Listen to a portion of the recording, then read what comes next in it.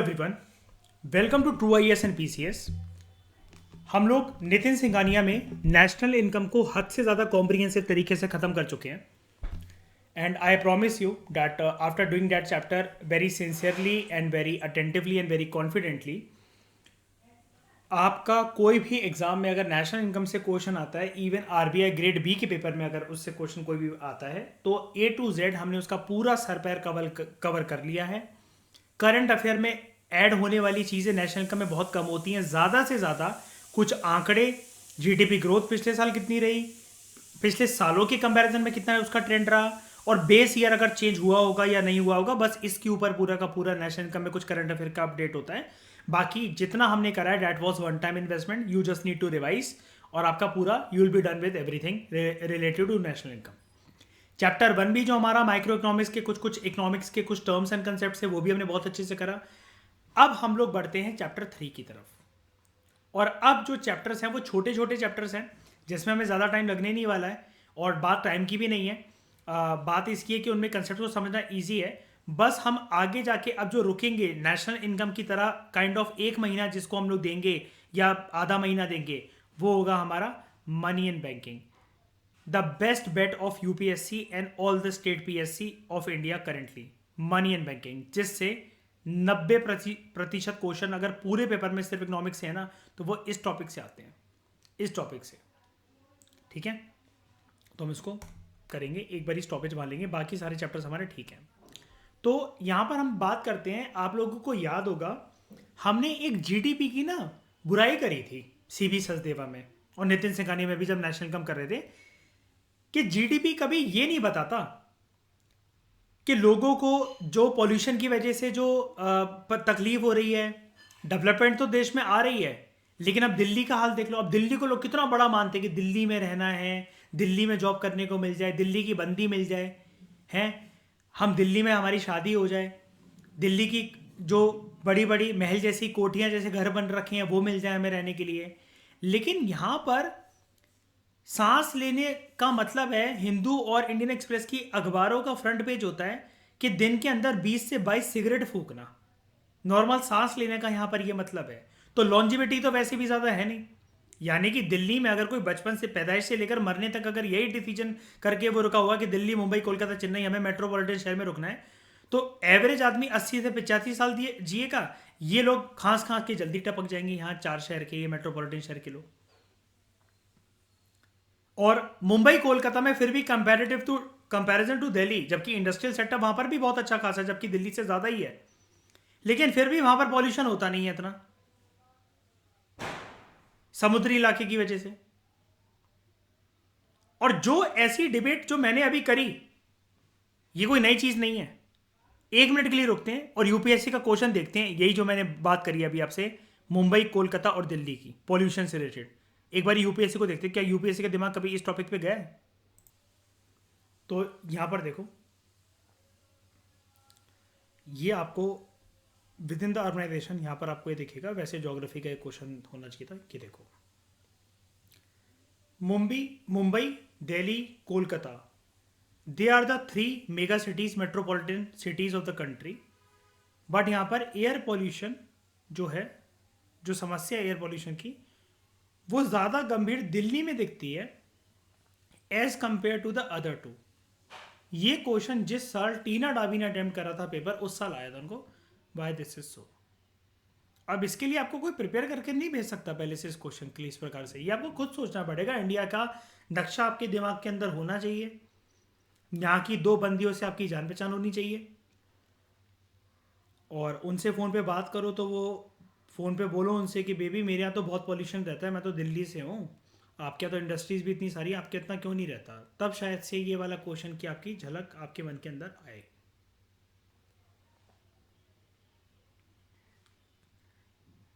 तो यहाँ पर हमें लिखना था बेसिकली समुद्र की वजह से, यहाँ पर ये जो मुंबई और ये जो कोलकाता है, यहाँ पर सी कोस्ट का फिनोमेना, फिर जो एयर जो होती है वो पॉल्यूशन को कैसे इट ड्राइव्स अवे,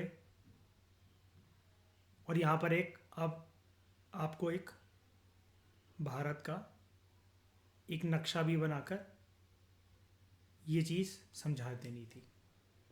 ठीक है, मैं ये, लेकिन ये वाली बात इकोनॉमिक्स के पेपर, इकोनॉमिक्स जो हम ये पढ़ रहे हैं अभी, इसका यहाँ पर क्या मतलब बनता है? ये सब बातें करने का मतलब बनता है वो ये है,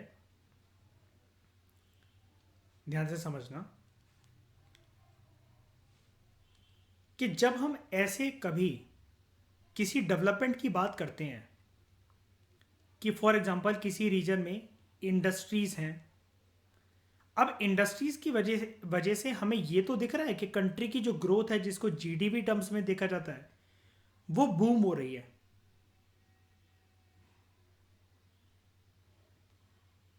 वो बूम हो रही है, लेकिन लोगों के लोगों के हेल्थ बर्डन का क्या?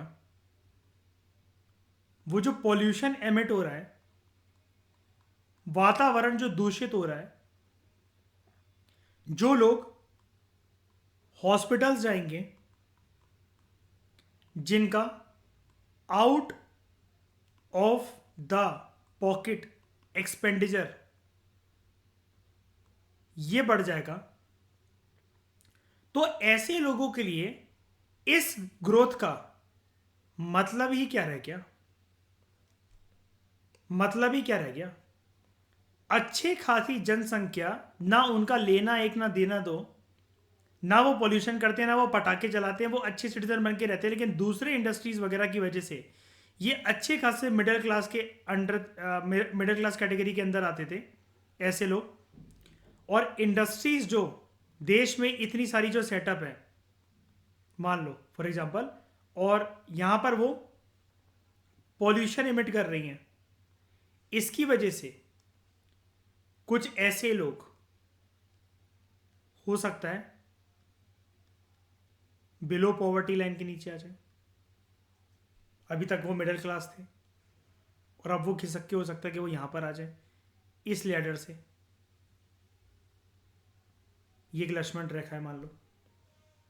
तो इस चैप्टर में मैं आपको पहली बार ये बताऊंगा, आप में से अगर कभी किसी ने सोचा ना उस बारे में, क्या कंट्री की प्रोग्रेस और ग्रोथ और जीडीपी और पर कैपिटा इनकम अगर हमें बढ़ते हुए दिखते चली जा रही है, क्या इसका मतलब ये है कि क्या सच में ग्रोथ डेवलपमेंट सुनिश्चित कर सकती है? अगर कर सकती है तो ये ग्रोथ और डेवलपमेंट में फर्क क्या होता है? डेवलपमेंट कैसे इन्फ्लुएंस करती है इकोनॉमिक ग्रोथ को, और इकोनॉमिक ग्रोथ कैसे इन्फ्लुएंस होती है या करती है इकोनॉमिक डेवलपमेंट को? इनके बीच में सिमिलैरिटीज क्या होती हैं, डिफरेंसेस क्या होते हैं? चलिए इस चैप्टर में इसके पूरे बारे में बात करते हैं, आपको सारी चीज़ें समझ में आ जाएंगी। और ये पूरा का पूरा चैप्टर ही है, तो इससे इंटरव्यू में आंसर लिखने के लिए, ऐसे में आंसर लिखने के लिए तो बहुत अच्छी बात है। लेकिन स्टेट पीएससी जैसे एग्जाम्स जो हैं वो नाक की तरह फन फैलाकर बैठे हुए हैं, सांप की तरह, कि इससे क्वेश्चन कभी पूछा जाए। अब इकोनॉमिक्स पे बहुत सारे जो स्टेट कमीशंस हैं वो पेपर 3 के नाम पर, जैसे यूपीएससी के पैटर्न पर अलाइन करने की अपने आप को कोशिश कर रहे हैं, और इससे पूरे के पूरे चैप्टर के ऊपर ये आपको मेंस के अंदर एक क्वेश्चन देखने को मिल सकता है। ये वाला जो क्वेश्चन है ना, कि create a link between economic growth and economic development and how one is influence from the other, ये 12वीं क्लास में बच्चों को बोर्ड में आता है ये वाला क्वेश्चन, और हमारे लिहाज से तो बहुत ज़्यादा इंपॉर्टेंट है ही है। तो चलो देखते हैं एक बारी। सबसे पहले बात करते हैं पहले कंसेप्ट की, इकोनॉमिक ग्रोथ की।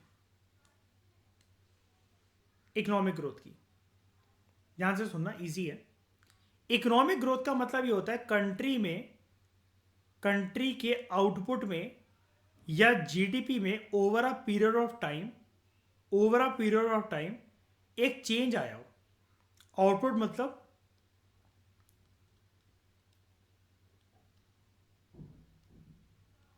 Final goods and services produce, जिसके लिए इंडिकेटर होता है जीडीपी को देखने का।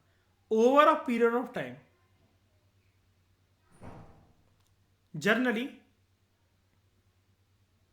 एक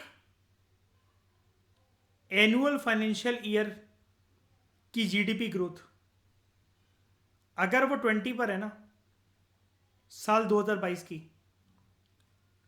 तो 2021 की इससे कम होनी चाहिए, फिर चाहे वो 19 हो, 18 हो या 17 हो।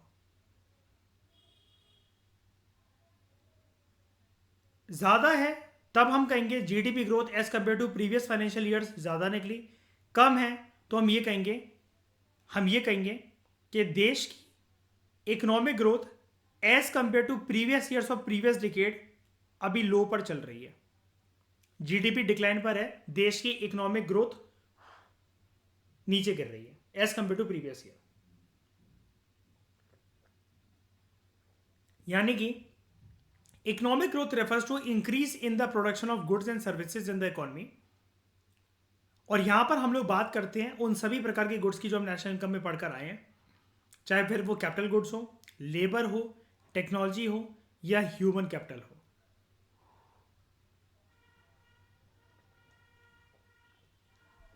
आप कहोगे ह्यूमन कैपिटल की यहां पर क्यों बात हो रही है?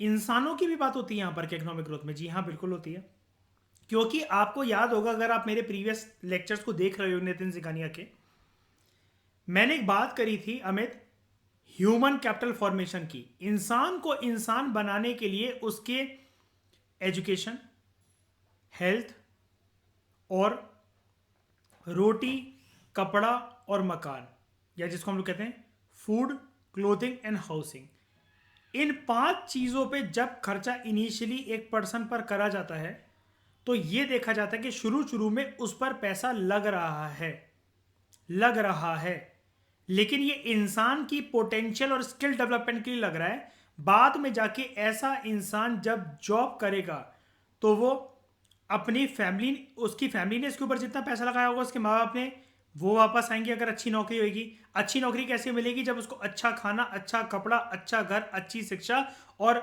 जिंदगी में उसकी जो हेल्थ है वो ठीक रही हो।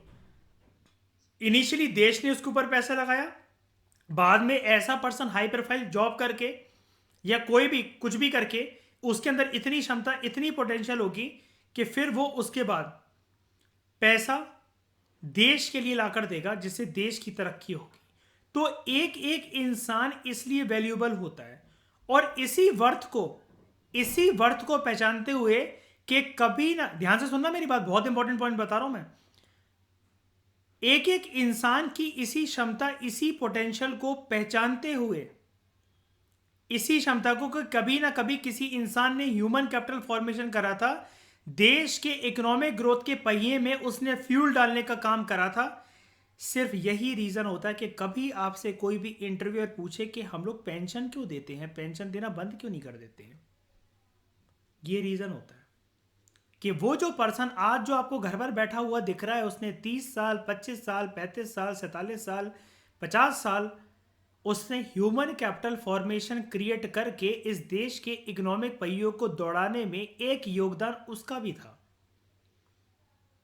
This is the reason that pension की जो डिबेट है, आर्ग्यूमेंट है इसके लिए, आर्ग्यूमेंट इसके अगेंस्ट नहीं, इसके लिए कि पेंशन होनी चाहिए, वो इसलिए होनी चाहिए।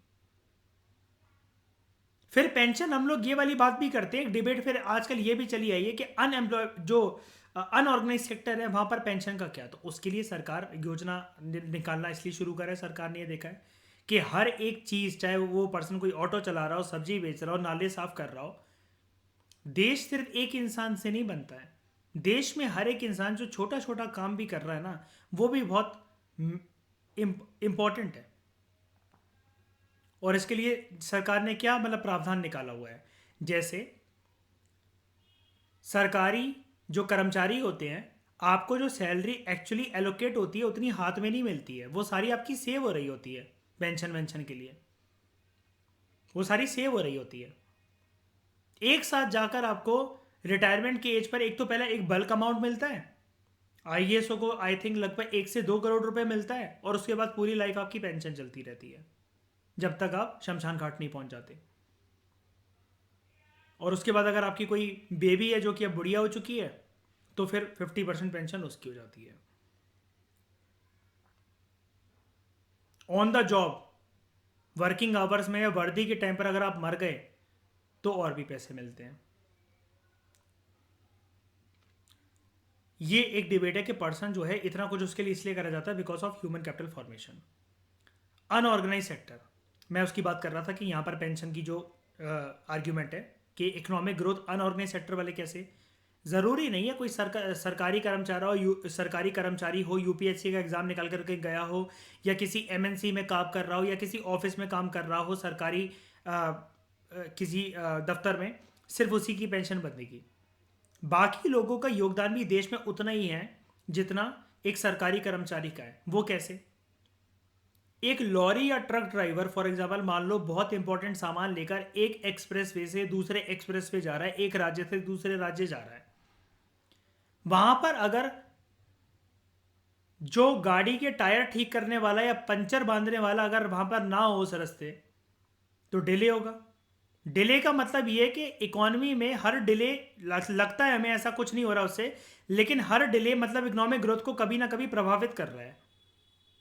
आप ये चीज़ देख लो ना, 3-3 घंटे की अगर हम मूवी देख रहे हैं, हमें हो सकता है जब हमारे पास एग्जाम के लिए 365 दिन हो, हमें घंटा फर्क नहीं पड़े, याद भी ना आए, लेकिन ये सारी चीज़ें मन दोबारा कैप्चर कर जाता है जब एग्जाम का एक हफ्ता बाकी रह गया होता है कि एक काश मैं वो टाइम वेस्ट ना करता, काश मैं वो टाइम वेस्ट ना करती। हम अपने आप को जरूर बेवकूफ़ बना लें, लेकिन मन हमारा सच्चा होता है, वो हमें कभी बेवकूफ़ नहीं बनने देता। सिमिलरली सिर्फ सरकारी कर्मचारी या जिन्होंने एक एग्जाम क्रैक कर इस देश में योगदान करा है, सिर्फ पेंशन उनके लिए नहीं बल्कि हर एक उस पर्सन के लिए होनी चाहिए। और सरकार ने इसके लिए क्या प्रावधान कर रखा है कि बड़ी सारी पेंशन स्कीम चलाई कि हर महीने कोई पर्सन अगर कोई 500 रुपये या 1000 रुपये कहीं एक जमा करता रहता है, तो उस टाइम के बाद उस रकम जब वो इतने इतने ईयर का हो जाएगा तब उसकी पेंशन उसको मिलती रहेगी। बुढ़ापे में कभी किसी अपनों ने साथ देना छोड़ दिया या शरीर ने साथ देना छोड़ दिया, और कमाने के लिए इस संसार में तो कोई थूक भी अपनी फ्री की नहीं देता है। Spit is also not free in this world. तो कम से कम पर्सन ने अपने लिए, सिर्फ अपनी रोजी रोटी के लिए जो जिंदगी भर मेहनत करी थी, भले ही वो सरकारी नौकरी प्राप्त नहीं कर पाया, लेकिन जो भी वो कर रहा था, चाहे वो सब्जी वाला था, चाहे वो जमादार था, चाहे वो कूड़े वाला था, चाहे वो कुछ भी कर रहा था, उसके लिए ऐसा प्रावधान अगर होगा तो उसको कुछ भी, मैं कह रहा हूँ XYZ अमाउंट मिलेगा, लेकिन बैठे बैठे मिलेगा तो सही। ये सारी चीज़ें इकोनॉमिक ग्रोथ का पार्ट है। तो इकोनॉमिक ग्रोथ रेट हम लोग देखते कैसे हैं? Change in GDP. चेंज किससे? कैसा चेंज? फॉर एग्जांपल मैं 2022 की जीडीपी ग्रोथ के आंकड़ों को 2021 के जीडीपी ग्रोथ के आंकड़ों से अगर मैं निकालूंगा तो इसको मैं बोलूंगा चेंज इन जीडीपी। और लास्ट ईयर की जीडीपी कितनी रही है, प्रीवियस ईयर की कितनी थी, into 100। This is the formula, you should remember it. UPPSC, MPPSC, Assam PCS, इन सब एग्जाम्स में इस प्रकार के क्वेश्चन आते हैं। West Bengal PCS. On the other hand economic growth एक ब्रॉडर कंसेप्ट होता है, सॉरी इकोनॉमिक डेवलपमेंट एक ब्रॉडर कंसेप्ट होता है। दूसरा कंसेप्ट मार्क कर देते हैं इसको में।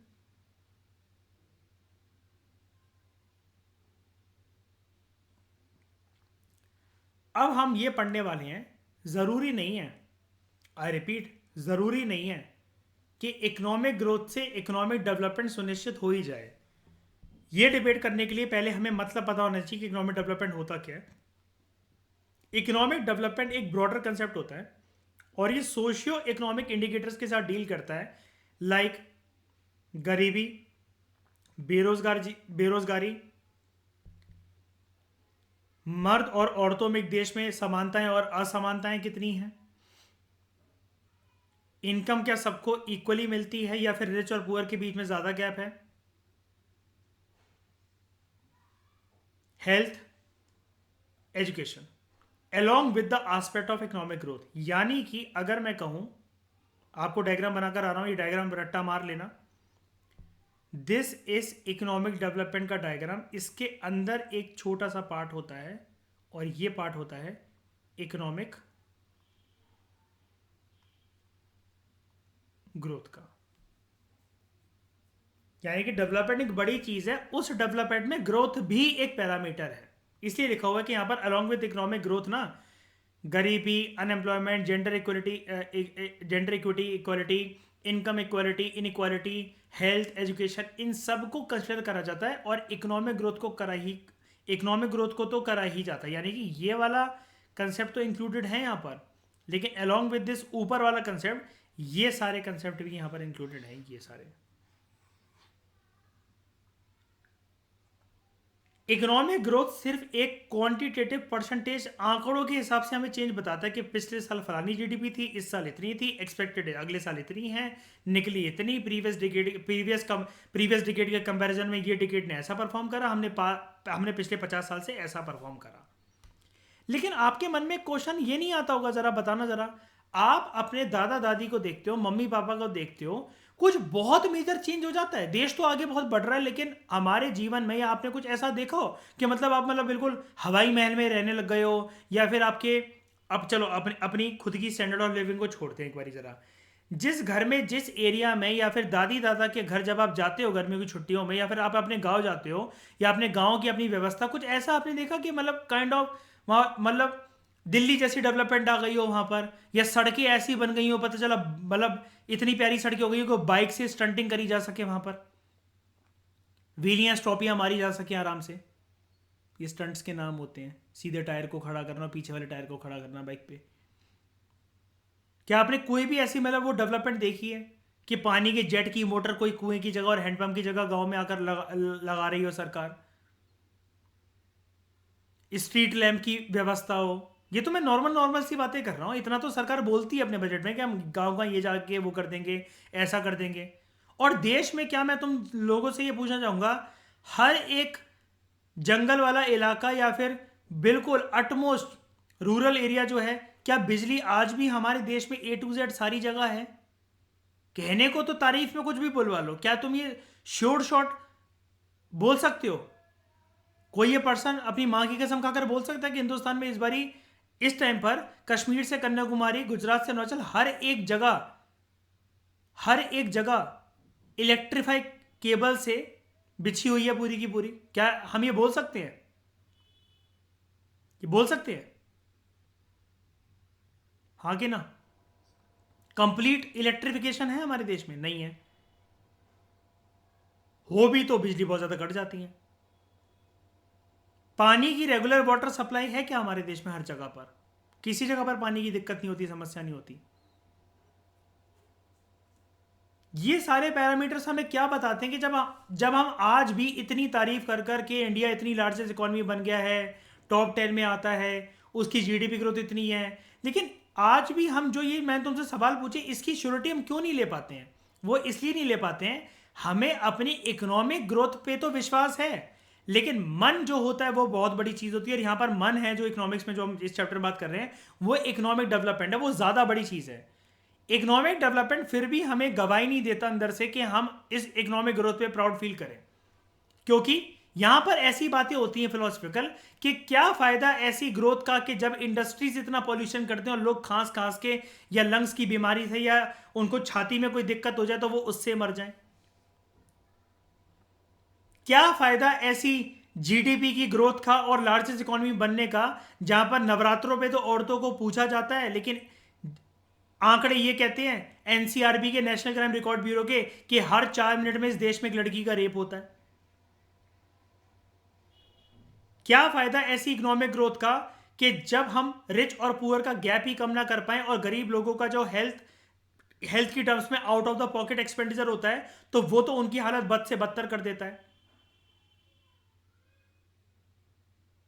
ये जो सारी चीजें हैं, ये जो सारी चीजें हैं, ये हमें ये दिखाती है कि इकोनॉमिक ग्रोथ से, अब आप मुझे बताओ, अभी तक जितना आपने सीखा, अभी तो पूरा चैप्टर पढ़ा हुआ है, अभी तो हम इंट्रोडक्शन पे हैं, क्या इकोनॉमिक डेवलपमेंट से इकोनॉमिक ग्रोथ सुनिश्चित हो सकती है? ये पक्का है कि इकोनॉमिक ग्रोथ है तो इकोनॉमिक डेवलपमेंट आएगी ही आएगी? नहीं ना।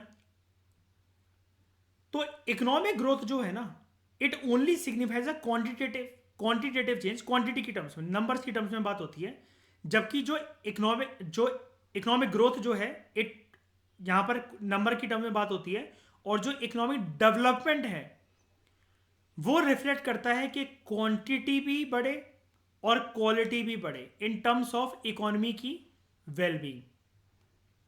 इकोनॉमिक ग्रोथ को मेजर करा जा सकता है शॉर्ट टर्म, एक सर्टेन पीरियड के लिए, लाइक एनुअली, बाय एनुअली, हर 3 साल में, हर 5 साल में, एक डिकेड में। बट इकोनॉमिक डेवलपमेंट एक कॉन्टिन्यूस प्रोसेस होता है लॉन्ग टर्म में। यानी कि ये ऐसी बात होती है कि आज़ादी के दिन से लेकर और उससे भी पहले से लेकर आज 7 नवंबर 2022 तक हम कितनी देश में गरीबी मिटा पाए हैं, कितने ऐसे सेक्शंस को हमने बिलो पॉवर्टी लाइन से उठाकर उनका स्टेटस रेज करने में सक्षम रहे हैं। इस देश में कितने लोग शिक्षित हैं, और शिक्षित होने के बावजूद भी तो इस देश की पॉपुलेशन बढ़ी चली आई है। क्या पॉपुलेशन के हिसाब से सबको, जो लोग, जो वर्ग शिक्षित है, एजुकेटेड है, क्या उनके पास इनफ जॉब अपॉर्चुनिटीज अवेलेबल हैं? यूपीएससी कोई टफ एग्जाम नहीं है। यूपीएससी बिल्कुल बच्चों वाला हलवा वाला एग्जाम है। टफ उसको जो चीज़ें बनाता है कि भसड़ के हिसाब से जितने लोग इस पेपर को देते हैं उतनी सीटें अवेलेबल नहीं है, और उन सीटों में भी फिर क्लासिफिकेशन बहुत है, ST, SC, OBC, journal, EWS, person with disabilities, PWD। होते होते होते होते मतलब ये आंकड़ा बहुत कम रह जाता है। देश की जनसंख्या 200 करोड़ की आबादी और जर्नल के लिए 70 से 75 सीटें मुश्किल से, और पूरे सीटें यूपीएससी में 1000 भी नहीं, और देश की बेरोजगारी की समस्या करोड़ों की संख्या में।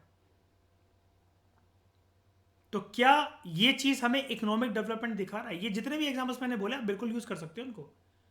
और ये चैप्टर सिर्फ जीएस पेपर 3 तक लिमिटेड नहीं है, पेपर 3 में तो है ही नहीं। पहली बात है ये पेपर 1 सोसाइटी का टॉपिक बन सकता है, ये पेपर 2 में पॉलिसी मेकिंग में बन सकता है, ये ऐसे राइटिंग में आ सकता है, और इंटरव्यू में इसके ऊपर डिबेट हो सकती है।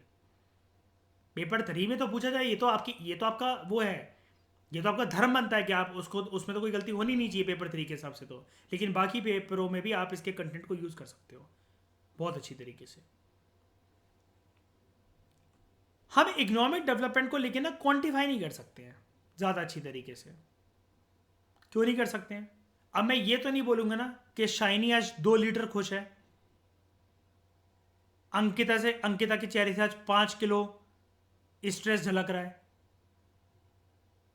सिमिलरली अब यहां पर तो मैंने एक इंडिविजुअल की बात करी, पूरे देश में हम पॉवर्टी को क्वांटिफाई कर सकते हैं क्या? बताओ। हम ये बोल सकते हैं कि मिटी है कि कम हुई है, एग्जैक्ट प्रॉपर डेटा हमारे पास नहीं आ सकता। लेकिन ये वाली लाइन ना थोड़ी सी बस ऐसी है कि आपको 2 जगह पर सोचने पर मजबूर कर देगी कि प्रॉपर, तो फिर आप ये बोलोगे कि सर फिर तो इकोनॉमिक ग्रोथ का भी डेटा नहीं होता। इकोनॉमिक ग्रोथ का डेटा इज ऑल अबाउट दोस्तों जीडीपी। बस इसका डेटा हमारे पास निकल आता है क्योंकि सेंसस होता है, सर्वे होता है। हमने प्रीवियस चैप्टर में देखा था NSSO, ठीक है, इतनी सारी संस्थाएं हमारे देश में काम कर रही है, अब तो वो NSO है। लेकिन इकोनॉमिक डेवलपमेंट जहां पर हम ये बात करते हैं कि, नॉर्मल से एग्जांपल बताता हूं, महिलाओं को कितना अधिकार है, महिलाओं को यहां पर कितनी लिबर्टी है।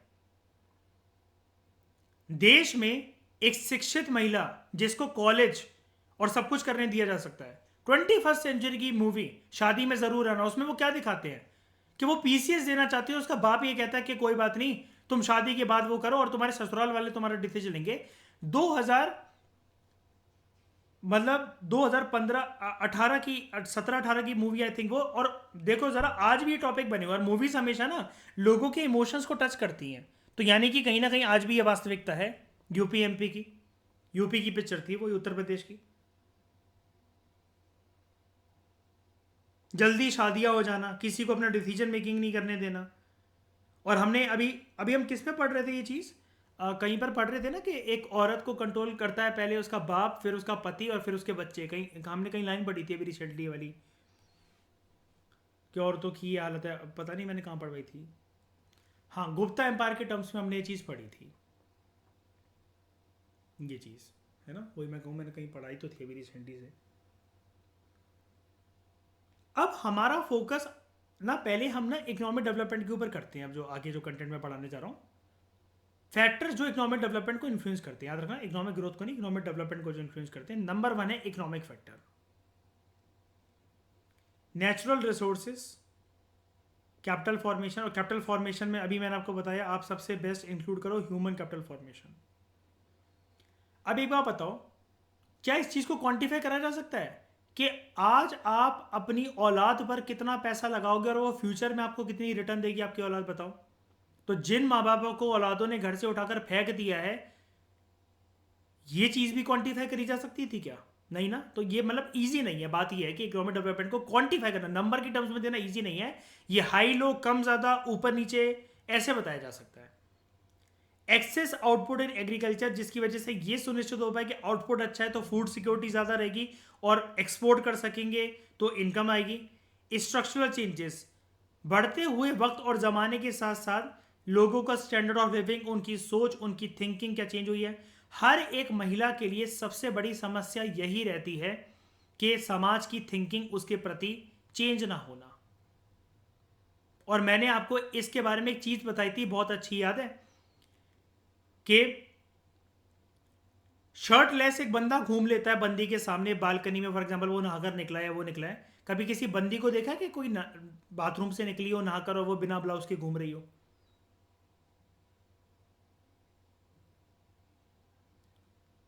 उसकी मतलब बात यहां पर ये होती है कि सिर्फ साइकोलॉजी और नज़रों की बात होती है। और इसी चीज़ को इलेबोरेट करते हुए, तुम्हें वो वाली चीज़ याद है, बेशर्मी मोर्चा और स्लट वॉक वाली बात जो मैंने बताई थी? याद है किसी को?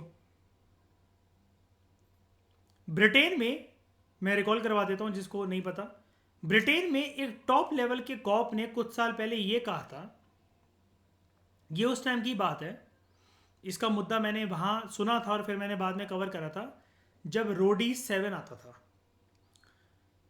रघु राजीव के इंटरव्यू में एक बारी मैंने इस चीज़ को सुना था। आप में से जितने लोग रोडीज जानते होंगे तो वो चीज़ है, उसमें मैंने सुना था।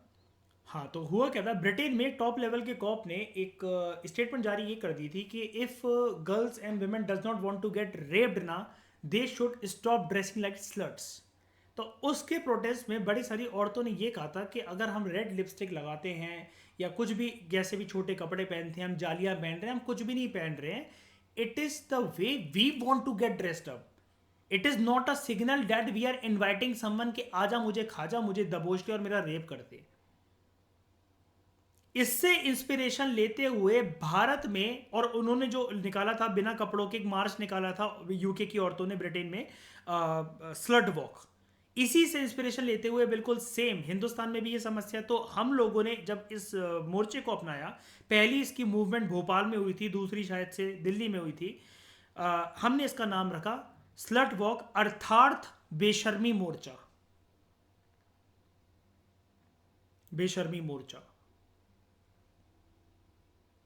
तो ये जो मेंटेलिटी है इसको क्या क्वांटिफाई करा जा सकता है, बताओ जरा? सेक्स एजुकेशन एक ऐसी चीज है इकोनॉमिक डेवलपमेंट की दिशा में, ये भी बहुत इंपॉर्टेंट है, ये भी बहुत इंपॉर्टेंट है।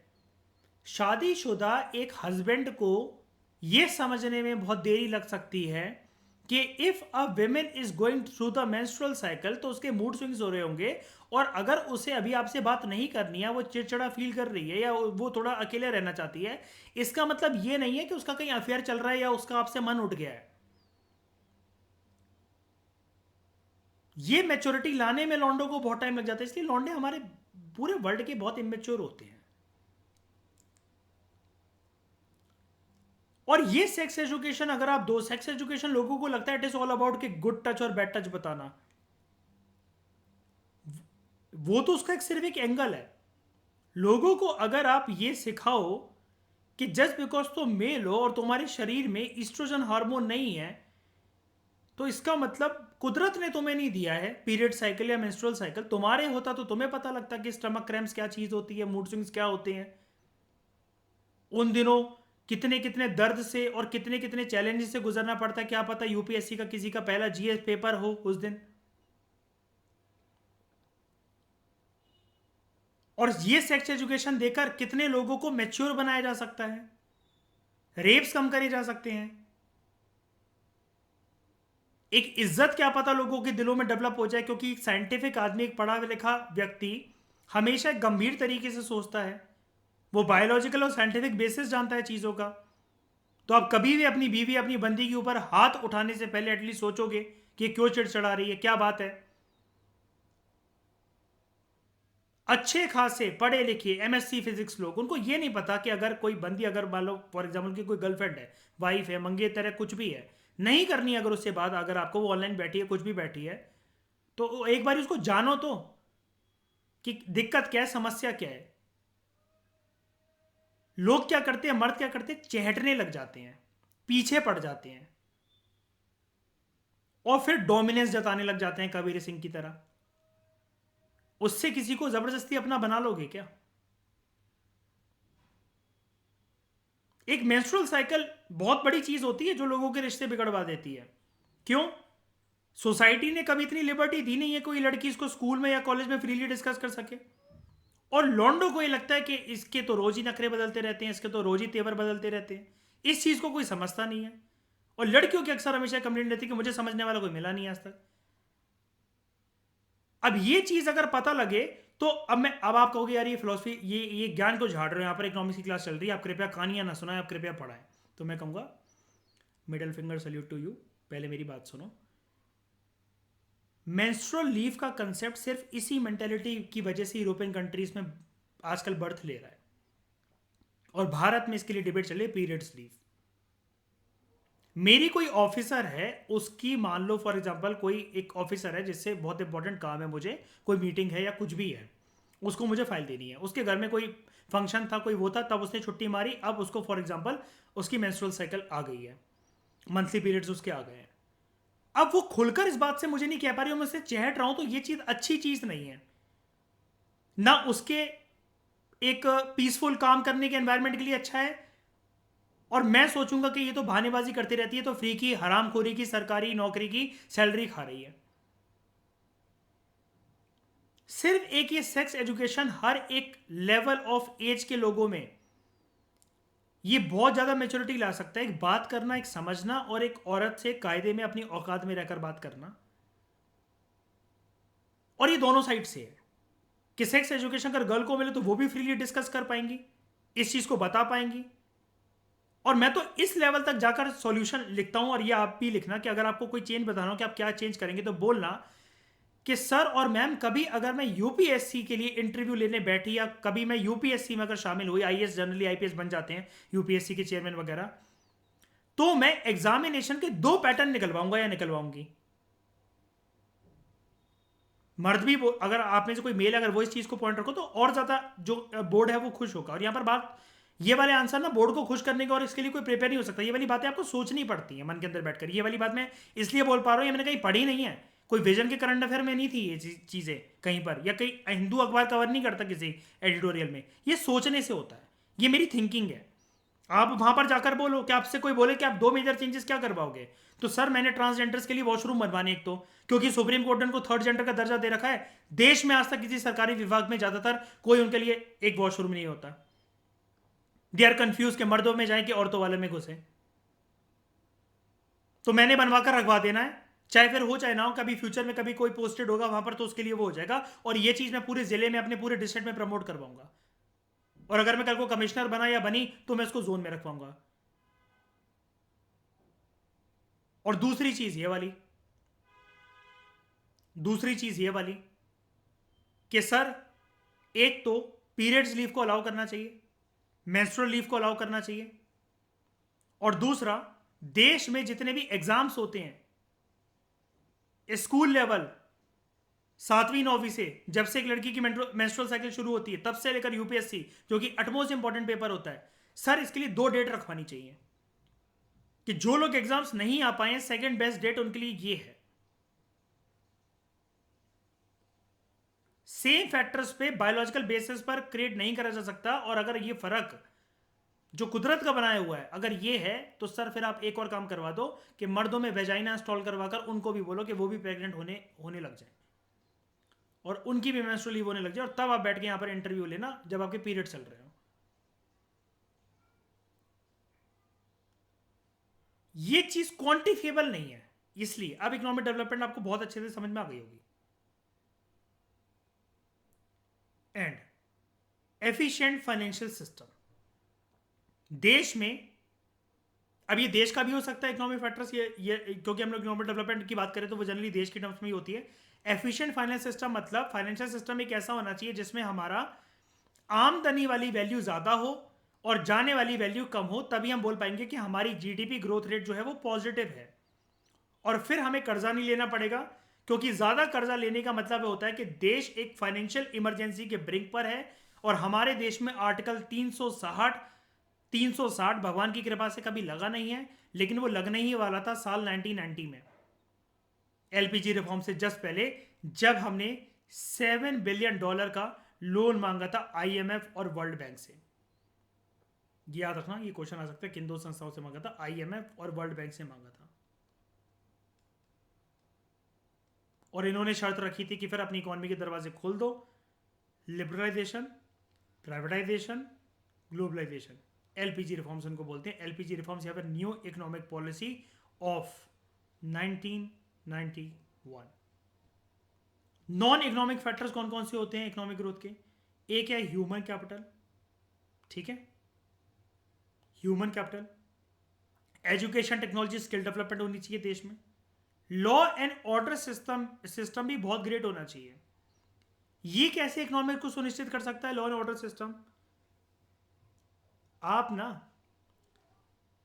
ना कभी किसी ऐसे नक्सलवादी या किसी ऐसे पर्सन से कभी इनके आर्टिकल या इंटरव्यू को सुनो, तो आपको ये पता लगेगा कि इनको ना ये भागी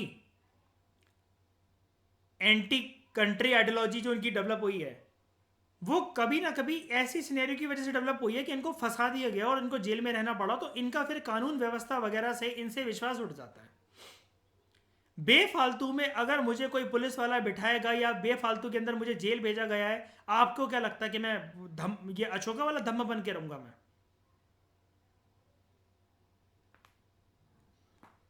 बहुत अच्छा बच्चा बन के रहूंगा उसके बाद? मैं क्या मतलब ये झंडे की इज्जत जाग जाएगी मेरे अंदर उसके बाद? एक आतंकवादी कभी कभार कानून व्यवस्था की वजह से भी एक अच्छा खासा पर्सन आतंकवादी बन जाता है। आप अजय देवगन की मूवी देखो, दिल जले, देशभक्ति सुप्रीम लेवल पे उसके अंदर होती है, लेकिन पुलिस वालों ने फंसा फंसा कर उसे वो कर दिया होता है। तो effective law and order system से ये भी होता है कि आपने लाइन सुनी होगी, justice delayed is justice denied, और फिर जस्टिस बहुत टर्म्स में होता है। बहुत सारे ऐसे केसेस होते हैं जिनमें बड़े सारी सुनवाइयां अटकती जाती हैं बड़े सारे सालों के लिए। किसी का कोई लैंड डिस्प्यूट चल रहा है, बहुत बड़े लैंड एकड़ पे प्रॉपर्टी का कोई डिस्प्यूट चल रहा है। अब वहां पर उस पर्टिकुलर जमीन पर, ध्यान से सुनना, उस पर्टिकुलर जमीन पर चाहे राम खेती करता, चाहे श्याम खेती करता, चाहे अंकिता कोई जमीन पे कोई इंडस्ट्री खोलती, या शैली वहां पर कोई बिजनेस कर रही होती, कोई पार्लर, बुटीक, कुछ भी खोलकर, देश में कम से कम पैसा, रोजगार कुछ तो क्रिएट हो रहा होता, गुड्स एंड सर्विसेज तो क्रिएट हो रहे होते। लेकिन वो चीज सिर्फ लॉ एंड ऑर्डर की वजह से कि कोर्ट में तारीख चल रही है, कोर्ट में केस चल रहा है, वो अटक कर रह गई। तो मुझे एक बात बताओ, जब हम बात करते हैं शैली इकोनॉमी के रिसोर्सेज को फुल एम्प्लॉयमेंट पोटेंशियल पर रखने की, जैसे हमने नेशनल इनकम में बात करी थी, क्या अगर कोर्ट में ऐसे केसेस अटके रहेंगे प्रॉपर्टी को लेकर या उसको लेकर, तो पर्सन कोर्ट भागेगा, कोर्ट की तारीख करे, अपना बिजनेस संभाले। वो लैंड, वो फैक्ट्री, वो जमीन जो सील पड़ी हुई है किसी की, वो सील पड़ी हुई है, बंद पड़ी हुई है, लॉक पड़ी हुई है, कोर्ट की तारीख आना, कोर्ट का जजमेंट आना उस पर बाकी है, वो ज्यादा बेटर है, या फिर उस पर कोई भी कैसा भी XYZ पर्सन कोई और काम कर रहा हो, वो ज्यादा बेटर है? It is just like a पहरेदारी कि घर के सारे मेंबर्स नहीं सो सकते एक बार पे, किसी एक ना एक को तो रात को जागना ही पड़ेगा घर के गेट के बाहर खड़े होने के लिए। इसलिए ब्लॉक के चौकीदार दो तरह के होते हैं, एक जो दिन में ड्यूटी करते हैं, एक नाइट में ड्यूटी करते हैं, लेकिन वो सेम पर्सन नहीं होता। लेकिन ये साइकिल कॉन्टिन्यूसली चलती रहती है कि ब्लॉक की जो सिक्योरिटी है, जो सेफ्टी है, वो हर टाइम पे बरकरार रहेगी। कोई रात का मौका नहीं ढूंढ सकता कि रात को चोरी करने घुसेंगे इस ब्लॉक में, क्योंकि रात को यहाँ गार्ड नहीं होता, ऐसा नहीं है। वो दिन में सोते हैं और रात को अपनी ड्यूटी करते हैं। ऐसी लॉ एंड ऑर्डर सिस्टम है कि लॉ एंड ऑर्डर सिस्टम अगर अच्छा हो तो जल्दी जल्दी जो पेंडिंग केसेस हैं, फॉर एग्जांपल प्रॉपर्टी से रिलेटेड या किसी भी चीज़ से रिलेटेड, तो वो चीज़ जल्दी निपटारा होगा उनका, और इकोनॉमी के रिसोर्सेज, और लैंड तो सबसे बड़ा रिसोर्स है इकोनॉमी के लिए, वरदान होता है, वो अपने फुल एम्प्लॉयमेंट पोटेंशियल पर नाचेगा। उसके बाद सोशल एंड एथिकल वैल्यूज, ये भी इकोनॉमी की डेवलपमेंट में बहुत एक बड़ी चीज होती है। अब इसको मैं समझाता हूं, इस वाले पॉइंट को आप कैसे वैलिडेट करोगे।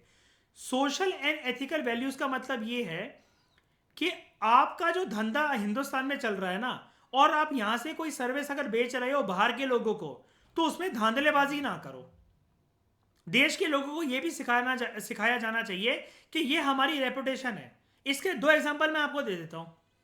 एक, किसी ने आपसे कोई एक ऑर्डर मंगवाया और आप कॉल सेंटर या कहीं पर मान लीजिए आप काम करते हैं, आप goods and services for example उसे बेच रहे हैं, आपने पैसे तो ले ली लेकिन काम पूरा नहीं करा, तो हो सकता है अगर वो कोई बहुत बड़ी टेक जाइंट हो या कोई एक बहुत बड़ी कंपनी हो, उसका विश्वास उठ जाएगा कि यहाँ के लोग तो हरामखोर होते हैं, इस देश में जाकर कभी इन्वेस्ट नहीं करना, चोरी चकारी और गद्दार लोग हैं यहाँ के। दूसरा एग्जांपल, यहाँ पर कोई टूरिस्ट आया है, कोई टूरिज्म सेक्टर को हम लोग प्रमोट कर रहे हो, बड़े सारे टूरिस्ट आए हैं और उन्होंने और आपने उनका बटुआ मार लिया, या फिर कहीं चोरी चकारी कर ली, या फिर डिसरिस्पेक्ट कर दी उनकी, या पता चला आपने रेसिज्म प्रैक्टिस करके मर्डर कर दिया किसी का। अब ये चीज क्या है कि और 10 लोगों को आने से रोकेगा, क्योंकि वो जब अपने देश जाएंगे तो अपने गली, हम लोग कैसे बातें फैला देते हैं इसके बारे में उसके बारे में, हम लोगों की 100 विचारधाराएं कैसे बनी होती हैं, ब्राह्मण सबसे दुष्ट कौम है, मुसलमान मतलब आतंकवादी, ये कट्टर लोग होते हैं, इस देश में रिजर्वेशन वाले ही सिर्फ फायदा उठा रहे हैं। ये 100 जो ख्याल आते हैं ना, इंसान इसका मतलब नॉन साइंटिफिक तरीके से बात करता रहता है, उसे कुछ पता नहीं है, कुछ मालूम नहीं है, बस सुनी सुनाई बातें क्योंकि सोसाइटी ने बताया। ये सोशल और एथिकल वैल्यूज ना इकोनॉमिक डेवलपमेंट को रोकती है, क्योंकि आपको कोई उसके बाद देश में, आपके देश में कोई पैसा डालने से पहले, इन्वेस्ट करने से पहले 100 बार सोचेगा। आप अखबारों में पढ़ते होंगे, करंट अफेयर हल्का फुल्का पढ़ते होंगे, तो आपने ये देखा होगा बड़ी सारी कंपनियां जो होती हैं उनकी सरकार से नहीं पड़ती, तो अपना बोरिया बिस्तर पैक करके दूसरी कंट्रीज में जाके सेटअप डाल देती हैं। महिंद्रा एंड महिंद्रा ने अपना मेन बेस आपको पता है चाइना के अंदर बना रखा है, लेबर वहां सस्ती है और रूल्स एंड रेगुलेशन है नहीं। और मैंने आपको एक थोड़े टाइम पहले एक चीज बताई थी, अगर आपको याद हो, चक्रव्यूह का कंसेप्ट बताया था मैंने आपको इंडियन इकोनॉमी में, जिसके बारे में बात इकोनॉमिक सर्वे में हुई थी।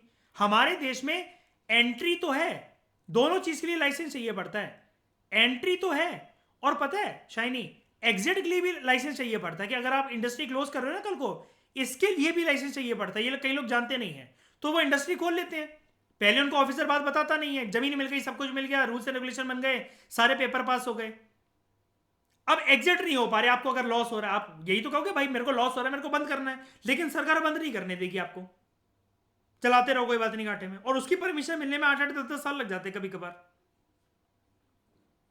अब ऐसे में अगर किसी को ये लगे कल को भाई घाटा हो गया, मुझे एग्जिट भी नहीं होने दे रहा कोई, तो छोड़कर नहीं भागेगा वो देश। ये है सोशल एथिकल वैल्यूज जो कि हमें मतलब वो करनी चाहिए, और हमें गुड सर्विसेज ऐसे प्रमोट करनी चाहिए कि हम किसी का भी लॉस ना करें। यहां पर इतना फेयर सिस्टम रहना चाहिए, तब जाकर इन्वेस्टमेंट वगैरह ये सब आ सकती है हमारे देश में। तो अगर हम लोग इनके डिफरेंसेस की बात करें, इकोनॉमिक ग्रोथ और economic development, this is a quantitative change. से पर कैपिटा इनकम के अंदर अगर इंक्रीज हुआ है, पर पर्सन की इनकम को कहते हैं पर कैपिटा इनकम। और इकोनॉमिक डेवलपमेंट, ये दोनों क्वांटिटेटिव और क्वालिटेटिव एस्पेक्ट को देखता है इंप्रूवमेंट की, वेलबींग के अंदर, लेकिन हमने अभी पढ़ा कि क्वांटिटेटिव वाइज थोड़ा सा लैक करता है, क्योंकि फिक्स नंबर, फॉर एग्जांपल औरतों की दशा क्या है, जेंडर इक्वालिटी क्या है, देश में अनएम्प्लॉयमेंट और एम्प्लॉयमेंट की समस्या क्या है, इसको प्रॉपर तरीके से, ये कुछ ऐसे पैरामीटर्स होते हैं जो थोड़े से फिलोसफिकल भी होते हैं, सोशल भी होते हैं, और फिलोसफिकल और सोशल और साइकोलॉजिकल चीज़ों को नंबर नहीं दिए जा सकते। फॉर एग्जाम्पल हैप्पीनेस, अब हम ये थोड़ी ना बोलेंगे कि यार ये बंदी यार मुझे जो है आज 2 लीटर खुश लग रही है। The scope of economic growth जो है वो नैरो होता है, ये ब्रॉडर कंसेप्ट होता है, क्योंकि development is all about economic growth, तो उसके अंदर है ही है, इकोनॉमिक ग्रोथ तो है, plus improvement in different socio economic parameters like gender equality, reduction of poverty, employment opportunities etcetera. हम लोग इकोनॉमिक ग्रोथ को मेजर करने के लिए जीडीपी और जीएनपी वगैरह को देखते हैं, और इकोनॉमिक डेवलपमेंट को मेजर करने के लिए हम लोग ह्यूमन डेवलपमेंट इंडेक्स को देखते हैं। अब मुझे एक बात बताओ, नेशनल इनकम अगर इतना डिटेल में नहीं करवाया होता तो बाकियों के लिए ये दो एब्रीविएशन तो एब्रीविएशन ही है। आप लोग तो इनका पूरा काला चिट्ठा जानते हो कि नहीं जानते हो बताओ? हमने तो 2-2 3-3 दिन लगाए हैं इसके ऊपर। ये जितने 3 लेटर दिख रहे हैं हमारे लिए तो 3 दिन थे ये। अब उस चैप्टर को करने के बाद ये चीज बहुत ज्यादा बच्चों वाली नहीं लग रही है बताओ? हम इस चैप्टर में बेसिकली बात ज्यादातर इसी की करेंगे और ये चैप्टर इसी के इर्द गिर्द रिवॉल्व करता है इकोनॉमिक डेवलपमेंट के ऊपर। और इसका इंडिकेटर जिसके बारे में अभी तक हमने बात नहीं करी, हमारे सिलेबस में अभी तक टकराया नहीं, ह्यूमन डेवलपमेंट इंडेक्स और एसडीआई इंडेक्स और human development report current affair में आप लोग पढ़ते रहते होगे, देखते रहते होगे। तो बताओ, यहां तक किसी का कोई भी डाउट है? यहां तक किसी का कोई भी डाउट है? बोलो, कुछ पूछना है किसी को? तो इस डिस्कशन में फिलहाल इतना ही। Thank you very much for discussion.